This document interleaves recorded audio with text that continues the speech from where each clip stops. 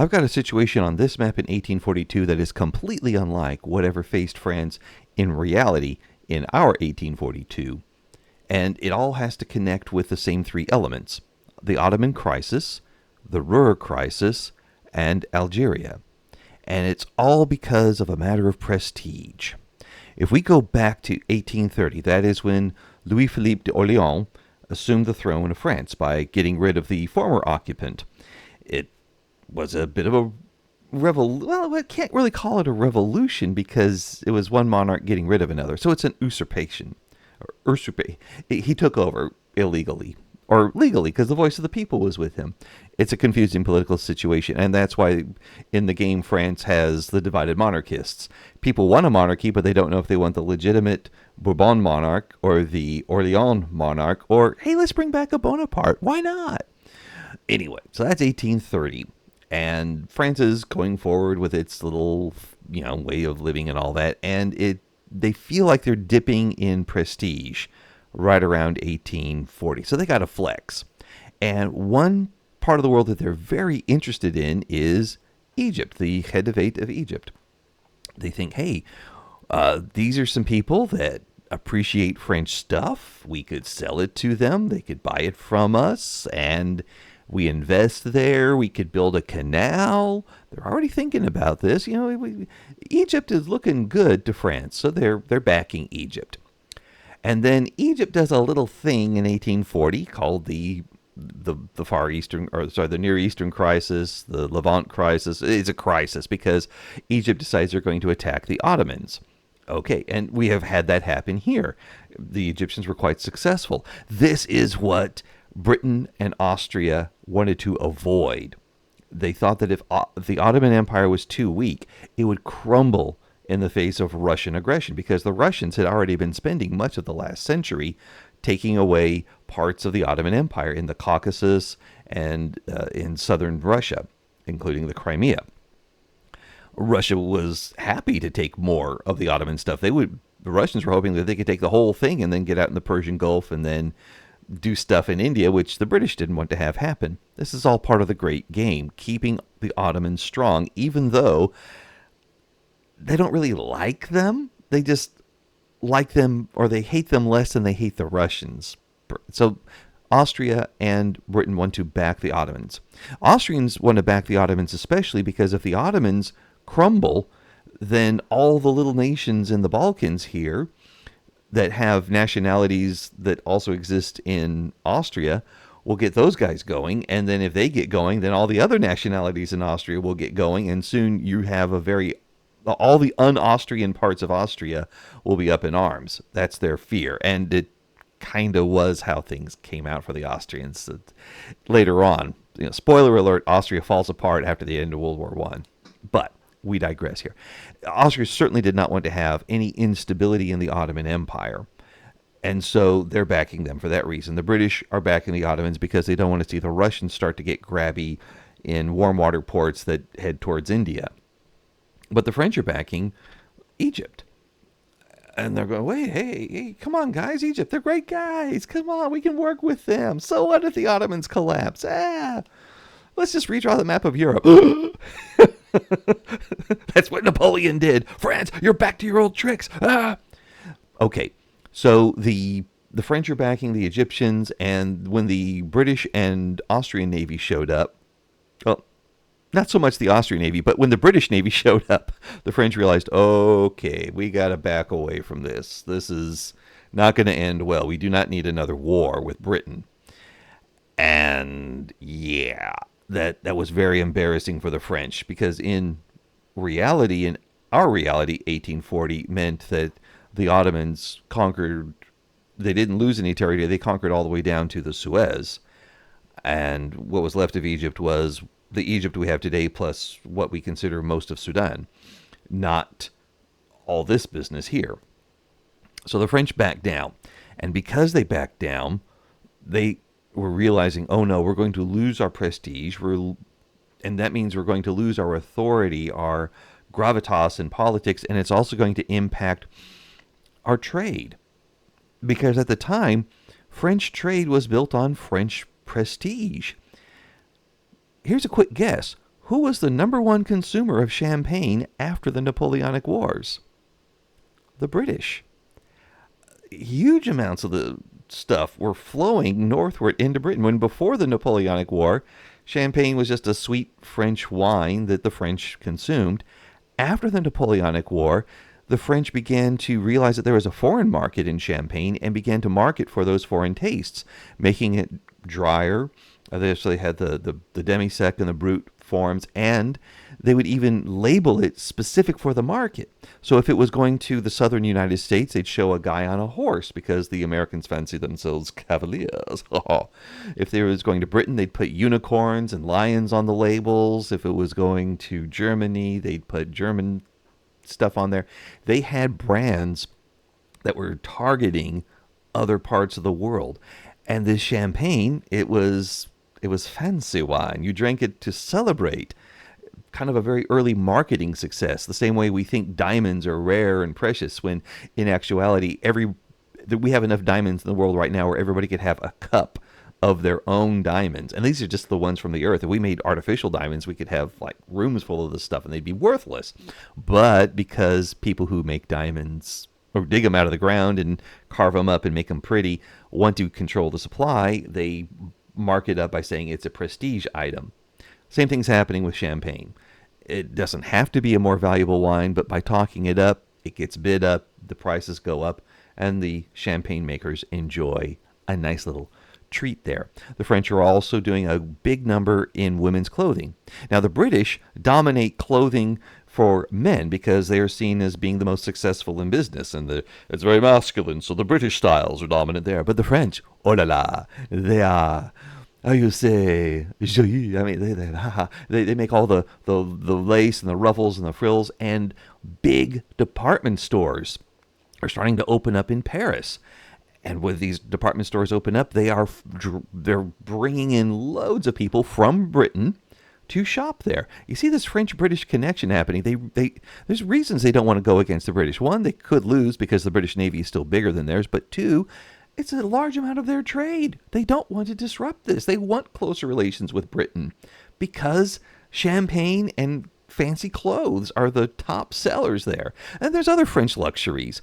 The British economists who were all like Adam Smith was talking about how people should act in their rational best interests, and other economists are going, yes, people should always buy just what's necessary for their self-interest. And then they couldn't explain why people are buying French luxuries. They said there's no demand for these things that the French make until you see them, and then you want them.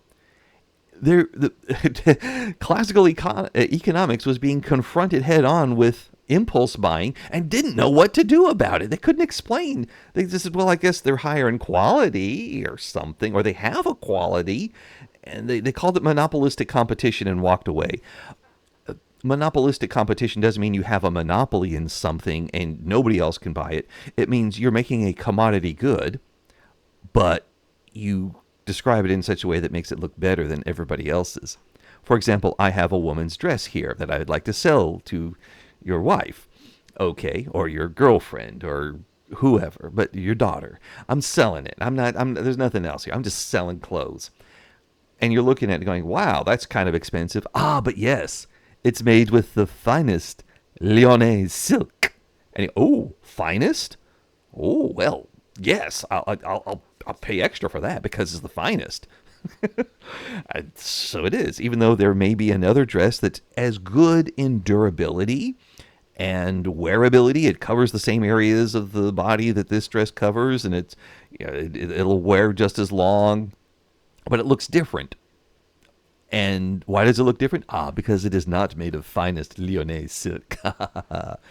And so it gets unbought, and then the fancy one gets bought by people who are trying to assert their fanciness. And who's trying to assert their fanciness the most? It's the British, nouveau riche. It's even a French term for new money. These guys in Britain are, they're not nobility. They're shop owners. They are industrialists. They are factory owners, and they're making a lot of money. And they want to show off that they're just as fancy as those aristocrats of old. Now, these guys have got the cash, and how do they display it? With conspicuous consumption. And where's the best place to conspicuously consume? France. Load up on the silks and the doodads and the champagne and bring it all back to Britain and say, ha ha, look at what we have. This is so great. We have all these fine things from Paris and more stuff from Paris and France in general. We have it because we're fancy. And if you don't have it, you're not as fancy as we are. And ha ha, that means we have more money. Whoa, in your face. Yes, there's competitiveness with this. This French industry, by the way, attracts people from all around the world. When you look at the names of champagne brands, count how many of them are actually German names, because a lot of people left Germany to go to France to get into the champagne business, and that's where we are now. You ever seen people talk about, well, I'm not going to mention this brand name, but it's a popularly mentioned one all through British television. It starts with a B, and this is not compensated in any way, but anyway, it's mentioned all the time, and that's a German name on a French champagne that the British imported to prove how fancy they were. And that completes the picture there. The French don't want to rock the boat with the British. They like this trade, but they also have to keep their prestige up, because if their prestige drops, then, look, I've got something French. You mean something from the loser country? Oh, if only you could afford the fancy stuff we got in Stockholm. No! The French do not want that to happen. So they've got to stay not on top, but close to the top. You know, they're number 2. They try harder. Okay, what could they do? Well, there's this matter of the Ruhr area. The French owned it at one point. Yes, Napoleon was involved in that. But they want to get it back. And so they say, you know, our natural border should go all the way to the Rhine, because they're trying to, you know, pressure people and say, yeah, so this is how far we should go. You guys should give us some of this land to give us our natural borders. And apparently the other countries of the area were going like, no, that's stupid. We don't want to do that. Come on.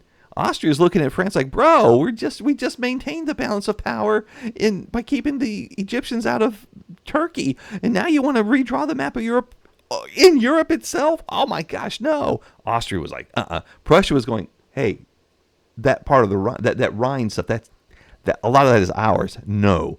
And the Dutch are going, hey, we got Luxembourg. You know, you can't do that. And the British go, no. You can't have that, especially if you mean you also want Belgium, because we just guaranteed their independence. And the French realized, oh, we have really overstepped stuff. We flubbed in the Levant by backing the wrong horse there. We flubbed in the Rhine. Although the French people are all thrilled, like, yeah, you go, King. You go, Louis Philippe. You great Orleanist, you. Yeah, demand parts of Germany. Woo. It went down well at home, but foreignly, it did not go well. So the French are really worried about how their prestige feels like it is plummeting.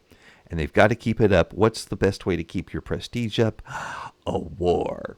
Yes, let's go find somewhere in the world that we could take over and make more French. And that was Algeria.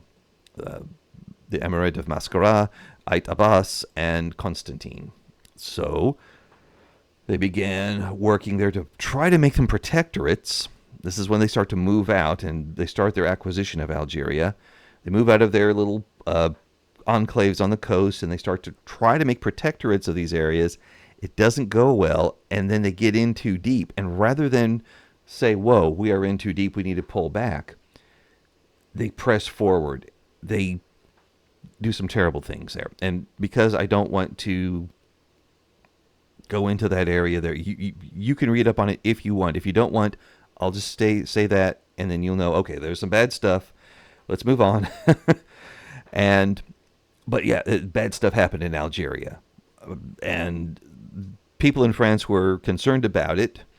Some of them were so concerned that they even thought about the Algerians who were getting hit with the atrocities. And yeah, it was that bad. They actually started to think about the Algerians. Anyway, but they took it over, and they felt that their prestige was restored, and that they never wanted to do that again because it was very expensive.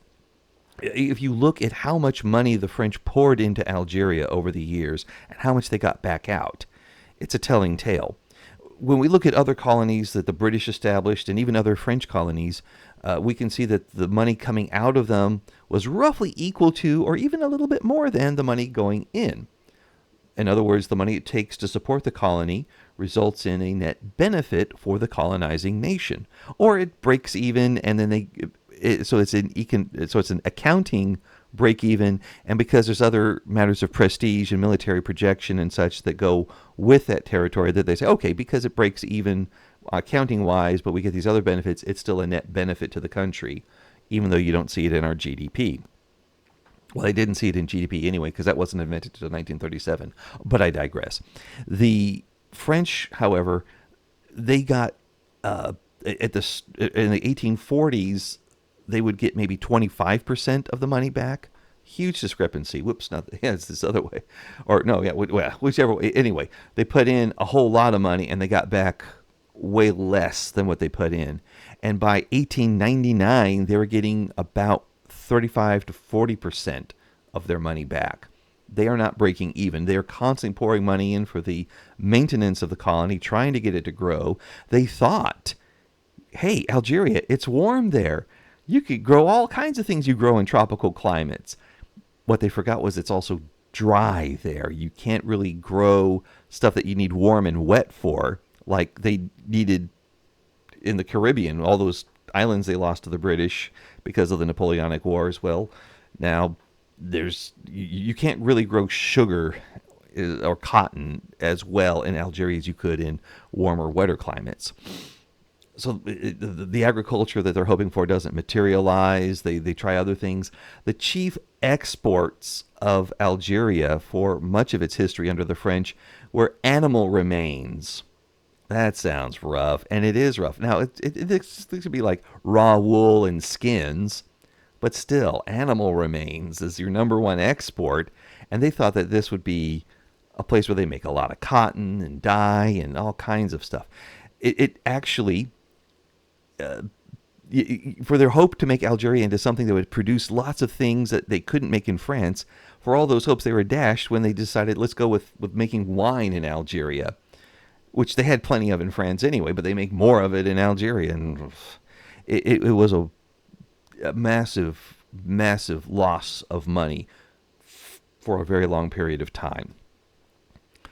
But, like I said, the French didn't want to do that again. They wanted to work with their informal empire, and that was putting money back over on Egypt, because the Egyptians were getting rich, or some of them were, and they were starting to buy those same French luxuries that the British demanded.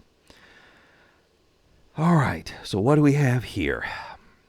This is not that world, but there's still parts of it that are there. So number one, haven't demanded anything in the Ruhr. If we look here, there's no demand here for the Rhineland because we just haven't gotten around to that. Now, we might do it later, but we haven't done it now. As far as the Oriental Crisis, well, because the AI in the game isn't really concerned with the balance of power in Europe, nobody backed the Ottomans.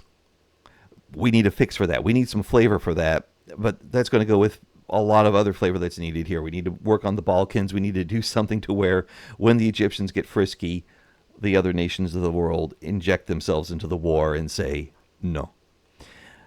Well, but in this case, the French said, oui. Nobody else got involved. The Egyptians got what they wanted, and the French only asked for part of North Africa. Have the Ottomans transfer the Emirate of Tripolitania to the French. And there it is. We're going to leave it there. We're not going to annex it for now. And I'll explain why not for now coming up. But by having the Ottomans weakened, now the French can eventually get the Beylik of Tunis. They've got a free hand if they want in Algeria, and Morocco beckons as well. Now, the way the game is written, even though I don't want to take over Algeria, if I do conquer it, then I get claims on Morocco and Tunisia to go to war with them. And I could use that. Because once I conquer, well, I don't really need to conquer Tunis. I just need to take it over. And I could do that without having to conquer Algeria, but just have it be a puppet. That would be fine. Morocco has got gold mines. I'd actually like to bring those into France. Right here.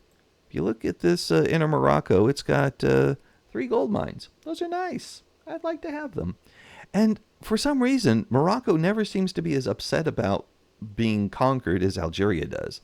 But once I conquer Algeria, rather than colonize the Sahara Desert from Algeria, I'll colonize it from the other directions and make Algeria just a separate country. I'll release it as a puppet and go my way with that because I have enough prestige. I am number one right now.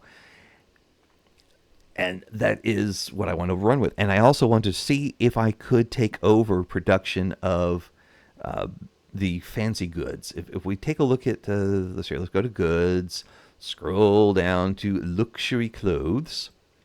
And I am the number 2 producer worldwide of those. Britain is the number 1. All right, I want to take Britain out of luxury clothing. No, I want to put them into my luxury clothing. So that means I need to make so many of them that my price comes out cheaper than the rest of than their price. And right now I'm at plus 11%. So if I can make more than that, I'll have a good export market there. And then for luxury furniture, I'm already number 2, again behind the United Kingdom, but not as much. I can make more luxury furniture and see if I can clean up on that. There's also the matter of fine art. I'm number 4 in making fine art. I could do better than that. There's prestige in this. That's right. There's prestige. There's 60 prestige in making the most fine art. And all I have to do is get, let's see here, another 24 fine arts or 25 fine arts, and I'm at the top. I can do this. I can build fancy fine art things. I'm going to go for the luxuries here, for the prestige, but also for the money in there. Let's get back to how the French economy really built itself out.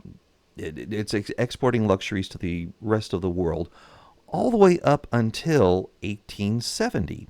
What happens in 1870? France loses a war to Prussia, and the emperor is out and a new republic is brought in. Things change. Under the both Louis Philippe the Orleanist and under Bonaparte III, France pursued a free trade policy. It wanted to open up its markets because it was sending all this stuff to the rest of the world, these luxury goods. And with that free trade, they made a lot more money that way.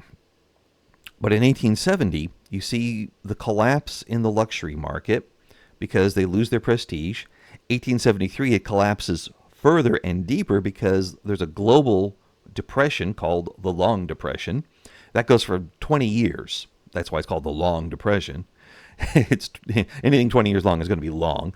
And that means there's just hardly any demand at all for champagne, fine clothes, fine furniture, fine anything. It's just not happening. And the French government itself becomes more protectionist.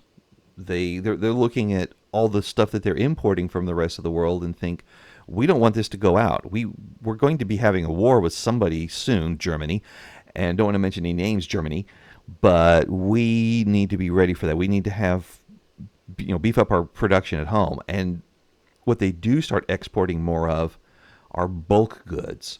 And as they export more bulk goods, these little places around the world that they've developed into protectorates or dominions or puppets, the French are looking at now as if we owned them directly or had more direct control over them, we could extract natural resources in bulk, and that will be more efficient that way.